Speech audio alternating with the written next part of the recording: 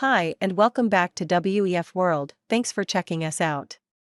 Today we will be touring the exterior of the State Capitol building in Charleston, West Virginia. The West Virginia State Capitol building has a rich history that spans over a century. In 1921, Governor Ephraim F. Morgan appointed a Capitol Building Commission to oversee the design and construction of a new state capitol. The commission selected the architectural firm of Cass Gilbert to design the new Capitol building. Gilbert designed a neoclassical structure inspired by the Beaux-Arts architectural style. The design featured a central dome, grand columns, and a symmetrical layout. Construction began in 1924, and the project was completed in 1932. Over the years, the Capitol building underwent several renovations and expansions to accommodate the needs of the growing state government. In the 1960s, a new office wing was added, and in 1985, the Capitol was designated a National Historic Landmark.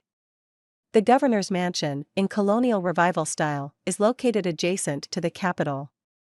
Today, the West Virginia State Capitol continues to serve as the seat of government for the state of West Virginia.